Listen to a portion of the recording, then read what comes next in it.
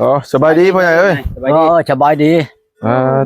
ว่ามันนี่มาช่วยลีน้องมันนี่เนาะ สวยเติบพ่อใหญ่ คือตื่นแต่นอนบ่เนี่ย ตื่นแต่นอนนะ มาก็ได้มาแต่มื้อนี้แล้วกับมื้ออื่นนี่ก็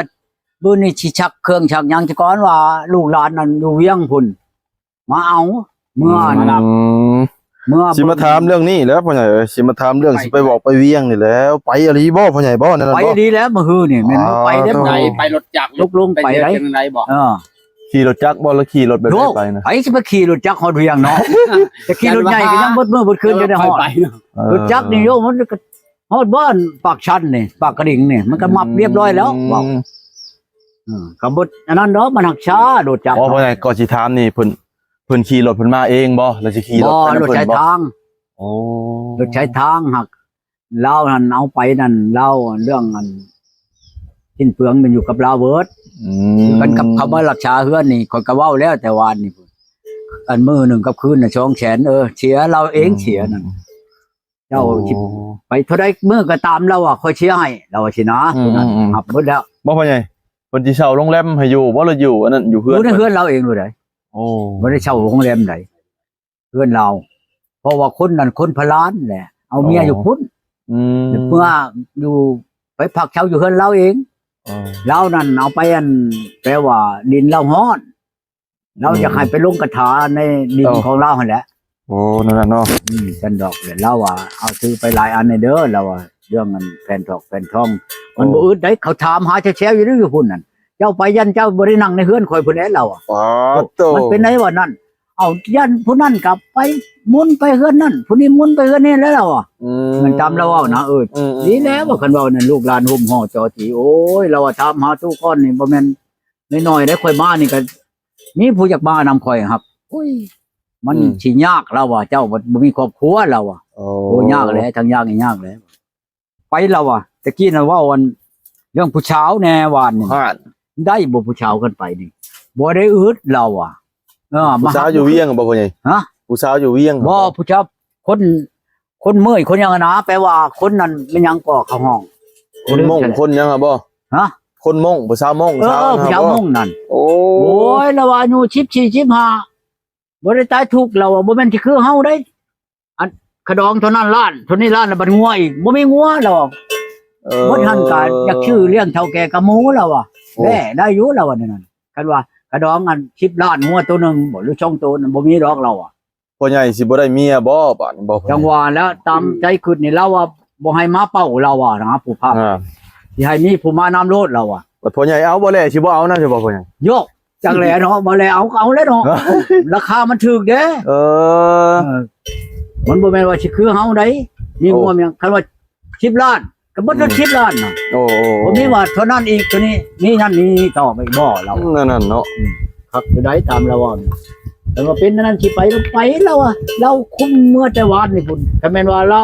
เพราะว่าเมื่อมื้อนี้ว่าฉันเราก็พาเมื่อแต่วานนี่พุ่นแหละบ่พ่อใหญ่สิไปข้างจะคืนพ่อใหญ่บ้านก็ว่าคันอิงตามได้คันว่ามันพออยู่ก็4-5 คืนก็อยู่โอ้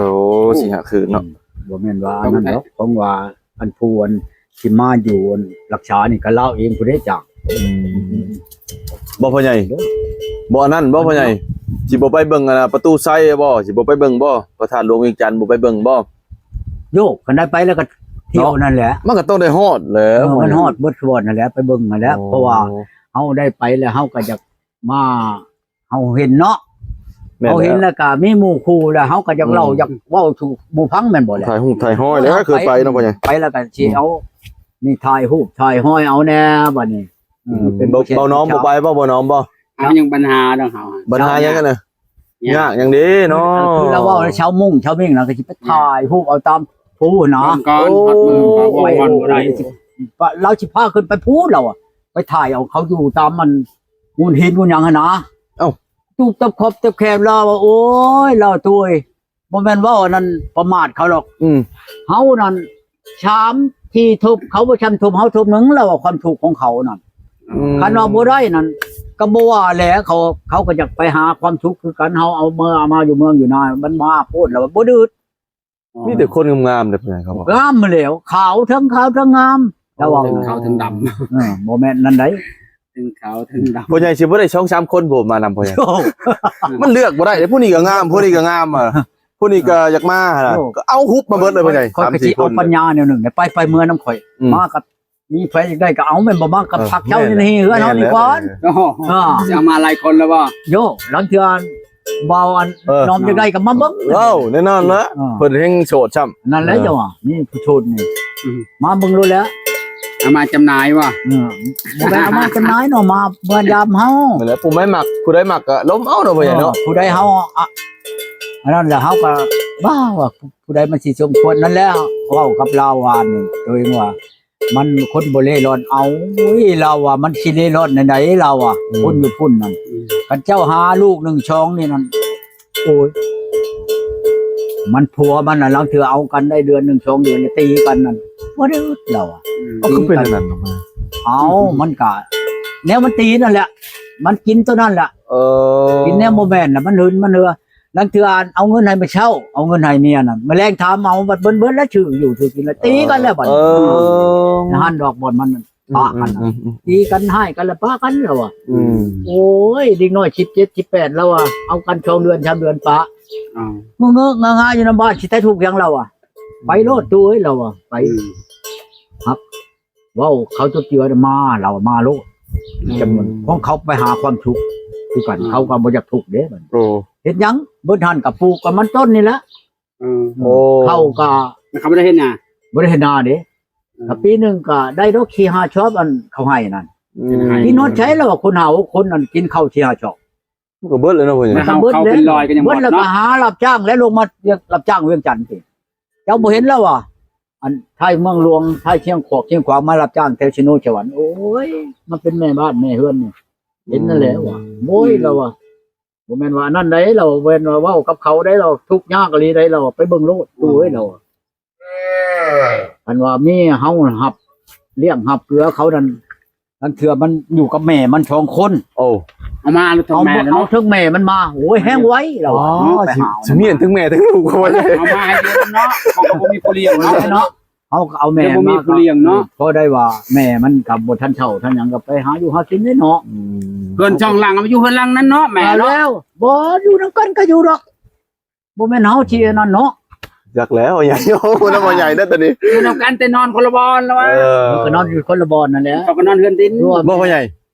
ถ้าบาดนี้ผัดแม่ผัดยังงามยังหนุ่มอยู่ลูกอะ งาม ผัดมักพ่อใหญ่ไปสินะ เออ สิบ่เช็ดพ่อใหญ่บ่เช้าพ่อใหญ่ ว่าแล้วเนาะ งามหมดช่อง อาหารบ่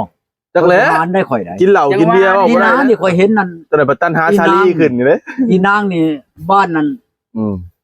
บ้านนั้นอันนี้นะพวกตะโกนอีมานี่อีนางนี่มันนอนอยู่นี่ อืม มันเฮ็ดใช่ข่อยนั่นครับเขานั่นทั้งนี้มันบ่ได้เอาเอื้อยแล้วเอาน้องก็ได้ได้ โอ้ ทั้งมันโอ้ยนี่นะบ่แม่นว่าสิเอามันอันนั้นได้ อืม มึงมันเฮ็ดใช่ข่อยโอ้ยนุ่งชิ้นอยู่เอิกพุ่น โอ้ เดี๋ยวบุคคองมันน่ะบ่เอาแล้วมันเฮ็ดใช่น่ะข่อยก็เชิญคันจังเฮาน่ะมันบ่หารแล้วแม่นบ่ แน่แล้ว แท้ๆเบิ่งโทรศัพท์อยู่นี่อันผู้เจ้าน่ะก็ดีบัดของบัดจูดพูนอยู่เนาะ ว้ามันฮือขึ้นหรือเปล่าพ่อใหญ่ ฮะ ฮือขึ้น เห็น บ่ บ่เห็นบ่ บ่ บ่เห็นแล้วว่า บ่ก็เห็นแล้วจำบิดมันก็สิแม่นว่ามันอันคู่เข้าคู่หยังขึ้นเลยเนาะบัดเดียวลงไปมันบ่ลงน้ำเนาะมันชิ้นแม่น แม่ บ่ นแล้ว อ่ามันก็เห็นอยู่แหล้วก็จังเขาอยากเฮ็ดใช่ดีไดค่ะข่อยบ่ เขาเห็ดพะโล้พ่อใหญ่ บักยอดนี่ อืม บักยอดนี่มาเก็บไผอันผ้าไผตาอันไผผ้านี่นะ โอ้ มันว่าเป็นหยังนะบ่าวมันว่าบ่เอาบ่ทั้งสองนะโอ้ยบ่งั้นเอาเลยเฮ้ย โอ้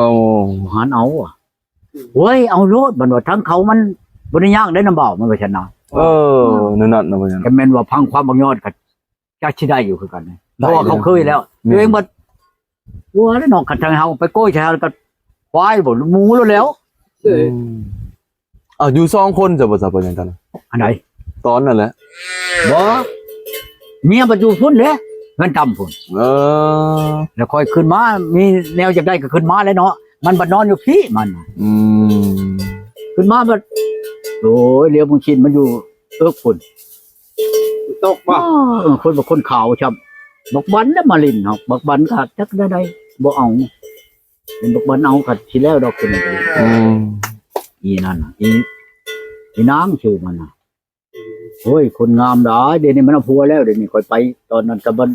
มันบ่ทันเอาผัวน่ะค่อยสิไปเอาอีนางให้ อืม อย่าเมียค่อยกัดผู้นั้นก็เอาผัวแล้ว นั่นแล้วค่อยเว้าพื้นนั่นเมียค่อยโทรหาเมียกัดหมอนั่นก็จักสิแม่นอ้ายแม่นน้องบ่รู้ว่าผัวมันก็บ่จักแล้วแหละเว้ากับค่อยว่าเอ้ยผัวตัวป้าอันเมียตัวป้าแล้วก็ยังผัวพันหาอยู่มันบ่แม่นค่อยคิดอีตนอีตนแหละดังเทื่อมันอยู่อันในใดในหนึ่งบ่มีเงินมีคำก็จะพากให้แหน่ชนะเมียเนาะ อืม ความทุกข์ความชุกข์นํกันน่ะมาก็ได้รายเดือนเติมแล้วคืออีตนมันเมียก็บ่แม่นไม่เอาตามกลางลาดหาดชายแป้งกันลีรอเบิดงัวเบิดแบ่จะเทยโตเทิงแบ่เทิงงัวอ้ายน้องก็จะลงไปฮอดเทือนน่ะมัน ชุมบัดชุมมาน้องค่อยเอื้อยที่นางค่อยหมู่ค่อยไปน้ำกันนั่นก็นี่ชินผ่าหน้าแพ้ลีรอไป เขาก็จุดมาส่งมายืนฮอดบ้านพี่บ่แม่นว่านั่นผู้เฒ่าก็มายามเทื่อหนึ่งช่องเทื่อปัดยังว่า